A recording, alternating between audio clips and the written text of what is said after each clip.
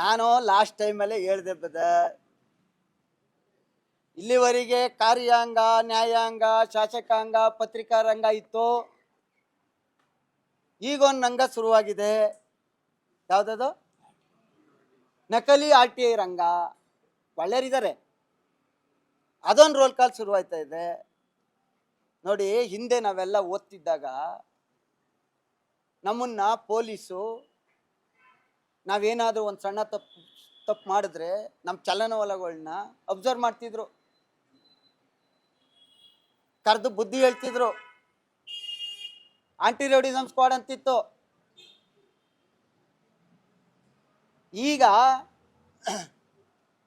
Posting ಕೊಟ್ರೆ ಸರಿ, ಯಾವನ್ ಆಂಟಿ ಸೋಷಿಯಲಿಸ್ಟ್ ಅವನ ಜೊತೆ ಪಾರ್ಟಿ ಮಾಡ್ತಾರೆ. ಇದು ವ್ಯವಸ್ಥೆ. ಇದನ್ನ ಯಾರು ಸರಿ ಮಾಡಬೇಕು? ಯಾವಾಗ ನಿಮ್ಮಿತ್ತು 15ರಿಂದ 18 ತನಕ ನಾನು ನಿಮ್ಮ ಕೈ ಕೆಳಗೆ ಕೆಲಸ ಮಾಡ್ತಿದ್ದೀನಿ, ಅನುದಾನನೂ ತಂದಿದ್ದೀನಿ. ನೀವಿಷ್ಟೆಲ್ಲ ಹೇಳ್ತೀರಲ್ಲ ಬಡವ್ರ ಪರವಾಗಿ. 2 ವರ್ಷ ಆಯ್ತಲ್ಲ, ಇಷ್ಟು ಕೋಟಿ ಸಾಲ ಮಾಡಿದ್ದೀರಲ್ಲ, ಎಷ್ಟು ಜನಕ್ಕೆ ಸೂರು ಕೊಟ್ಟಿದ್ದೀರಿ ಸ್ವಾಮಿ? ಮಾತೆತ್ತಿದ್ರೆ ನಾನು ಫೈನಾನ್ಸ್ ಮಂತ್ರಿ, ನಾನು ಗೈಡ್ಲೈನ್ಸ್ ಮೀರಿಲ್ಲ, ವಿತ್ತೀಯ ಕೊರತೆ ಮಾತಾಡ್ತಿರಲ್ಲ.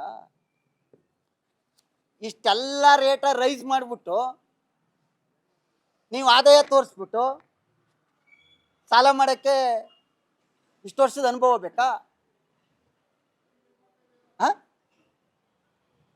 ರೇಟೆಲ್ಲ ರೈಸ್ ಮಾಡಿದ್ಮೇಲೆ ಆದಾಯ ಖಜಾನೆಗೆ ಇಷ್ಟು ಬರ್ತದೆ, ಅಷ್ಟರಲ್ಲಿ ಇಷ್ಟು % ಯಾಕೆ ಬೇಕಿತ್ತು? ಅದು ಅಂಥದ್ದು. ಈ ಖಾತೆ ಯಾಕೆ ಮಾಡಿರೋದು?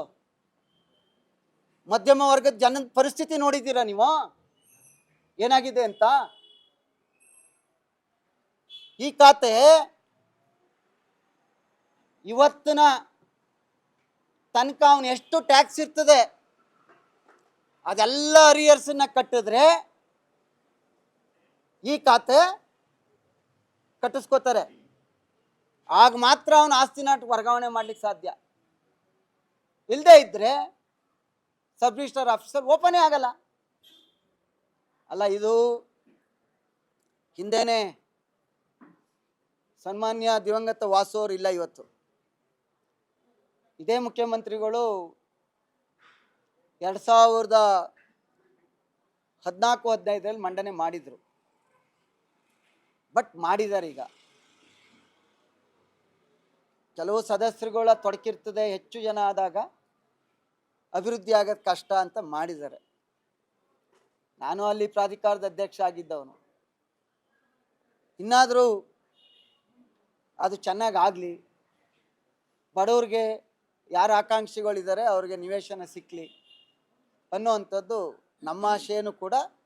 ಅದು ಈಗ ಮಂಜೇಗೌಡರು ಸದಸ್ಯರಿದ್ದರು, ಅವರು ಎಲ್ಲ ಒಪ್ಪಿಗೆ ಕೊಟ್ಟಿದ್ದಾರೆ. ಹಾಗಾಗಿ ಒಳ್ಳೆ ಕೆಲಸಗಳು ಆಗ್ಬೋದು ಅಂತ ಅಂದ್ಕೊಂಡಿದ್ವಿ.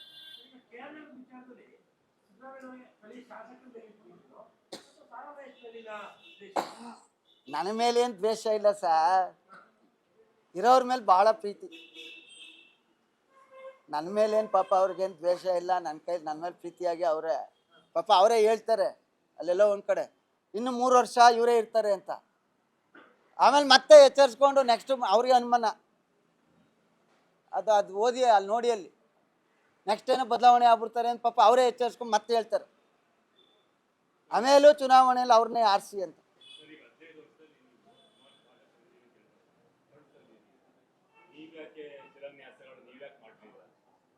ನೋಡಿ, ನನ್ನ ಅವಧಿನಲ್ಲಿ ಕಂಪ್ಲೀಟ್ ಆಗಿರ್ತಕ್ಕಂಥ ಎಲ್ಲವನ್ನು ಮಾಡಿದ್ದೀನಿ. ಆದರೆ ಯಾವ ಇನ್ನೂ ಕಂಪ್ಲೀಟ್ ಆಗಬೇಕಿತ್ತು ಅದನ್ನು ಈಗ ಮಾಡಿದ್ದೀನಿ.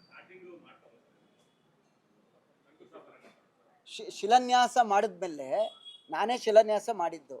ಅದು ಕಂಪ್ಲೀಟ್ ಆಗಬೇಕು ಅಂದರೆ ಬಿಲ್ಡಿಂಗ್ ಎಲ್ಲ ಕಂಪ್ಲೀಟ್ ಆಗಬೇಕಲ್ಲ, ಅದಕ್ಕೆ 1.5 ವರ್ಷ 2 ವರ್ಷ ಹಿಡಿತದೆ. ಅದನ್ನು ಇವರು ಉದ್ಘಾಟನೆ ಮಾಡಿದ್ದಾರೆ. ಅದನ್ನು ನಾನೇನು ತಪ್ಪು ಅಂತ ಹೇಳ್ತಾ ಇಲ್ಲ.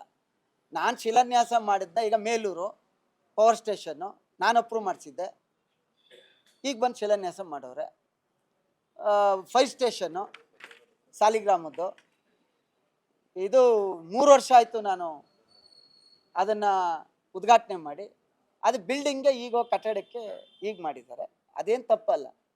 ಆದರೆ ನೀವು ಉದ್ಘಾಟನೆ ಇದ್ರ ಬ್ರಿಡ್ಜು ಯಾವುದು ಜಗ್ನಳ 2 ವರ್ಷ ಆಗೋದಲ್ಲ ಸ್ವಾಮಿ, ಅದು ಕಂಪ್ಲೀಟ್ ಆಗಿ. ನೀವೇ ಓಡಾಡಿದ್ದೀರಿ ಎಲೆಕ್ಷನ್ ಕ್ಯಾನ್ವಾಸ್ಗೆಲ್ಲ. ಈ ಉದ್ಘಾಟನೆ ಯಾಕೆ ಅಂದರೆ ನಾನು ಬೇರೆ ತಾಲೂಕವರೆಲ್ಲ ಏನೋ ಕ್ಯಾರ್ನ ಕೊಟ್ಬಿಟ್ಟಿದ್ದಾರೆ ಅಂತ. ಏನೂ ಇಲ್ಲ. ಟೆಂಡರ್ ಆಗಿರೋದು 20 ಕೋಟಿ, ಅದರಲ್ಲಿ 50 ಕೋಟಿ ಕೇಂದ್ರ ಸರ್ಕಾರದ್ದು. ಅದು ನಾನು ಅಪ್ರೂವ್ ಮಾಡಿಸಿದ್ದು, ಕುಮಾರಣ್ಣವ್ರ ಎಫರ್ಟ್. ಈಗ ಹಣ ಬಿಡುಗಡೆ ಆಗಿದೆ. ಆಡಳಿತಾತ್ಮಕ ನೀವು ಮುಖ್ಯಮಂತ್ರಿ ಇದ್ದೀರಿ, ಮುಂದಕ್ಕೆ ಆಗ್ಬೋದು ಟೆಂಡ್ರು. ಈ ತರಾತುರಿ ಏನು? 237 ಕೋಟಿ ಟೆಂಡ್ರೇ ಆಗ್ದಾನೆ ಬಂದು ಗುದ್ಲಿ ಪೂಜೆ ಮಾಡುವಂಥ ತರಾತುರಿ ಏನು? ಇದರ ಬಿಡುಗಡೆ ಮಾಡಿ ಟೆಂಡರ್ ಆಗಿದ್ದು.